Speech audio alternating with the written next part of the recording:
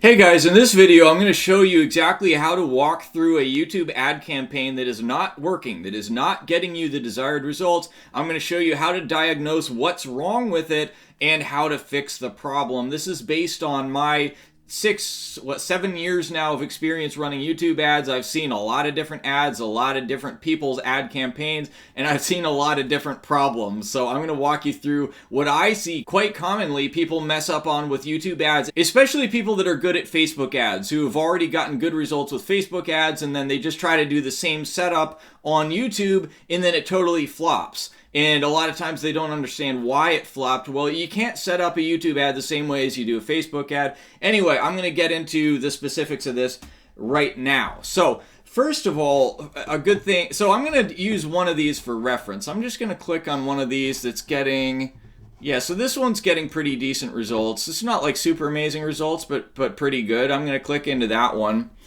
and we're going to look at, so we're going to look through exactly what it's doing and what you should look for in the analytics here. So first of all, the first thing I want to look at is where the ad showed. So if I go up to campaigns here, I can see insights and reports, when and where ads showed. I don't really care that much about devices, and I don't really care about when ads showed, but I do care a lot about where ads showed. So I can see, and I like to sort this by impressions. So how many times did it show on each channel? So it showed on YouTube Movies and got 1 click from there, which actually I'm not super happy about that, but it's like a bunch of political stuff for some reason. Midas Touch, Fox News, Candace Owens. So it's showing like just kind of the biggest channels in general. And Andy Elliott, interestingly, I've run ads for him. And Myron Golden, I've worked with him as well, so it's interesting that they're putting me there. But anyway, so the biggest thing I want to look for is that it's plausible that my audience is watching these things. So like Andy Elliott, and Myron Golden are definitely like PBD Podcast, Joe Rogan. Those are all good ones. And then these like NFL, Fox News, Midas Touch, I consider those like neutral. So, probably some part of the audience that I'm looking to reach are watching those channels because those are pretty much general interest channels. What I'm looking for here is channels that definitely are not the right fit, such as, for example, Coco Melon, Miss Rachel. Like, I see this often. A lot of times people are running ads and half of their ad spend is going to kids' channels. You're literally showing your ads to kids and you're spending money on this. I mean, unless you're selling toys or something, that's probably not what you're going for. And then also, you can look for, is it showing on either youtube.com, the site, or YouTube channels, or is it showing on other stuff too? Like if it's showing on Display Network, or it's showing on, there's these other things that, if that's the case, that means that you have to turn those off when you're running demand gen ads. You have to show it only on YouTube. And I specify YouTube in feed and YouTube in stream. I turn off YouTube Shorts, and I turn off everything else as well. So that'll tell you a lot about like who's actually seeing your ad, or at least what content it's being viewed on. The next thing that I look at is demographics. So if I search into audiences here, I can see the age group, and okay, this is CPM actually. I want to see by impressions. Here we go, and I'm just going to get rid of that second one. Okay, so this is what age groups are seeing my ads in what proportion, right? So nobody in 1824, and the biggest age group is 55 to 64. Now, this should match your expectations. If you're selling retirement services and the biggest age group is 18 to 24, well, you're probably reaching the wrong person, right? Same thing with gender. It's like disproportionately male, which makes sense. This is a B2B service. Business owners are mostly male. Household income. This is really, really important. And I don't really want CTR here. This is important. So I'm specifically targeting, I only want to talk to the top 10 and top 20% of income earners. Now, if you did not specify what income range that you want to show it to, chances are the vast majority, I see this all the time. The vast majority of the audience is going to be lower 50% in unknown. So if you have a high ticket offer like I do, you probably aren't trying to sell it to poor people. In the unknown, a lot of times are kids. So if you get in big numbers in the unknowns, a lot of times those are kids. They're unknown because they're not signed into an account. They're just watching Cocomelon on wherever, and like they have not registered for an account. So if I see a big unknown in the age, that would explain why I'm getting a bunch of kids. So if you set any of these and remove unknowns from any of these, then that should get rid of the kids. And then I can also see parental status. So apparently I'm going more to non-parents than to parents. This is not relevant to me, but if you're selling something, like if you're selling private school enrollment, for example, then you probably want to sell to parents and not to non-parents. And you can set this, by the way, if I hit edit demographics here, select my age group, and then, okay, so this is my audience, and then I can select which demographics I want to show to. So for example, household income I have set to top 10% to 20%. Oops, don't mean to change it. And I have unknown unchecked there. Okay, so that's the demographics. Next thing to consider, if everything's good there, is your click-through rate and your view rate. So I generally look for a click-through rate of at least 1%. And generally, it's in the ballpark of like 1 to 3%. So 1.82% is good. If your click-through rate is, like I was looking at a client account recently that or not a client account, just somebody I was helping out, but their click-through rate was like 0.5%. If your click-through rate is 0.5%, that's a problem. That means just how many clicks divided by how many views. And then you may want to look at view rate, which is, I don't have this up here. I'm going to have to add it to my columns, modify columns, and performance. And it's this one, video played to, 25%, 50%, etc. So this one, I'm getting 30% of people are watching the first quarter of my video. So that's what that means. 30% of people are watching who see the ad, who get served the ad, are watching at least 25% of it. And then 21% of people are watching the first half of it. So that's pretty good numbers. I would like to see this at like at least 15% and this at least 10%. These are actually really solid numbers here. Okay, so, and if that, by the way, if these numbers are small, or if your click-through rate is small, either it means that you're reaching the wrong audience, which hopefully you got an idea of already by what we already went over. Either it's the wrong audience, or it's just that your ad creative is not that compelling. Like, probably your hook isn't very good. And I see this all the time, especially with people that are inexperienced with ads. They'll start their ad with, "Hey, my name is Chris with Dominate Marketing, and what I'd like to talk to you today about," and at that point, you've already hit 5 seconds into the ad, and the person's already skipped. So you got to get right to the point really fast, or people are just not going to listen to your ad, because nobody wants to listen to your ad, right? And by the way, I've got a bunch of stuff on my channel about how to write ad creative that actually works on YouTube. And I've got a free guide to running YouTube ads that actually work that it's a PDF that you can download. I'll put the link in the description. You check that out if you like. Again, it's free.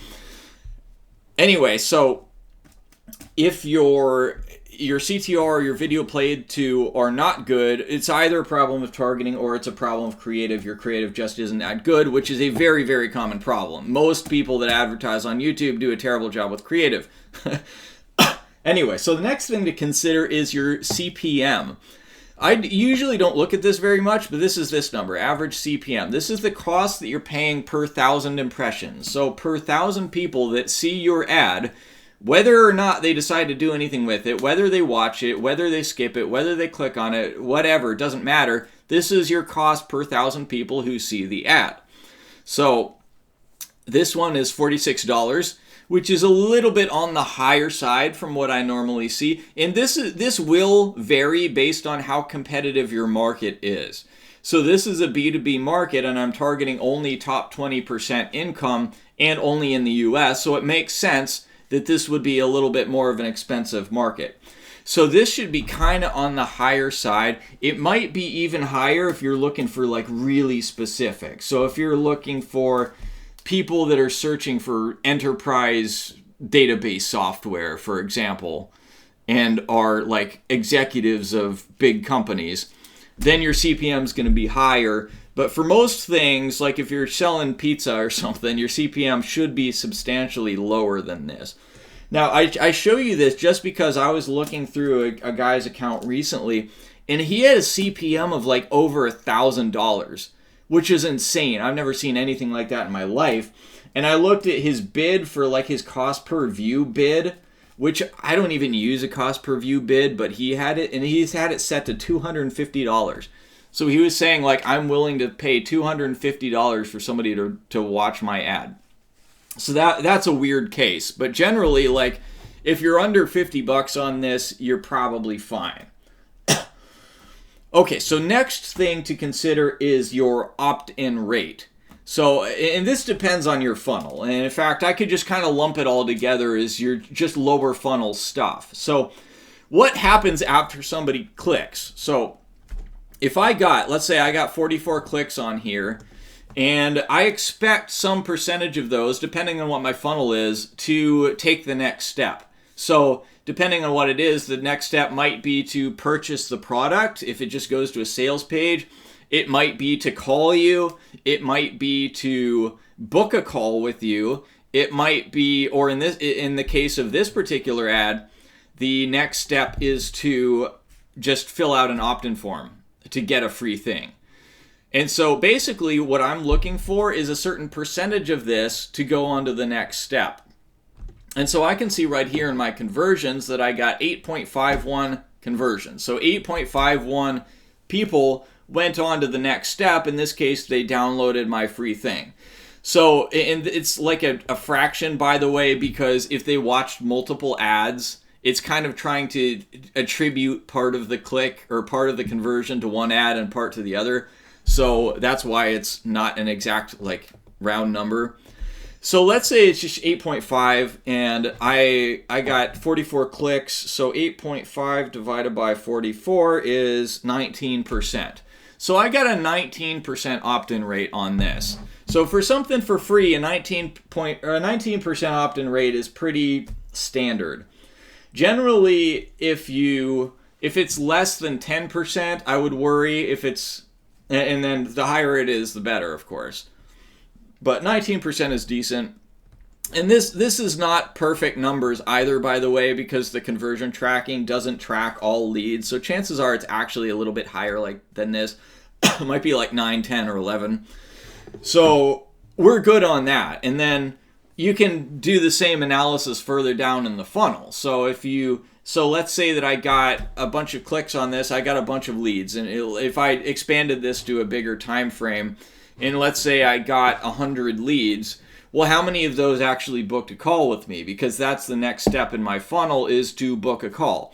And so if I got 100 leads and I'm expecting about a 5% book a call rate, then I would expect 5 calls booked.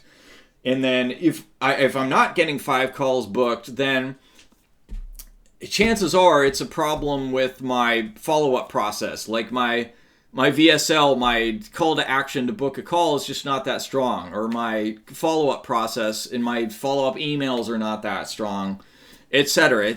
Or it's also possible that my ads are getting leads, but they're getting unqualified leads. They're bringing in the wrong type of person. And the way that you know that is just by talking to people, essentially. So if you ask for people's phone numbers, then you can call them up. Or you can give them surveys, you can ask them to reply to your emails, etc. And you can kind of get an idea of, okay, are the people that are opting into my funnel, are these actually the right kind of person? If not, then the problem is usually with your ad creative. That means that your ads, the thing that you actually say in the ad itself, is attracting the wrong kind of person. The example that I like to use for this is, let's say that you're a car dealership that sells high-end cars, like you sell Ferraris, for example. And you say in your ad, come into ABC Ferrari dealership and get a free test drive of a Ferrari. No questions asked. Well, is that going to get you leads? Is that going to get you people to come in? Yeah, probably. But you're going to get a whole bunch of bums that could never afford a Ferrari in their life, but they just want to have the chance to drive one once. So you're attracting the wrong type of person. So that the ad is effective in that it's bringing you people, but it's bringing the wrong kind of people. So you got to be really cognizant of that, especially if you're giving away something for free, like you're giving a free lead magnet. If I give away a free lead magnet, I want to make sure that my lead magnet is attractive to only the type of person that I actually want as a client and not attractive to the people that I don't want as clients. Otherwise, I might attract some of the right people, but I'm also going to attract a lot of the wrong people as well. So that's it. There's also the issue of like if your ads are disapproved. That's a whole other can of worms. I might make a video on that later. If you would like me to build out your entire YouTube ads system for you, and not just the ads, not just the ad setup, but everything, the entire funnel that all works together as one process to bring you high-paying clients, time after time on autopilot using a system that just runs in the background. That's what I do for my clients. I'll leave a link in the description if you would like to consider becoming a client. And if you'd like to learn more about how to run successful YouTube ads that actually make money, check out the rest of my channel. I got a lot of stuff on this. So thanks for watching. I'll see you in the next one.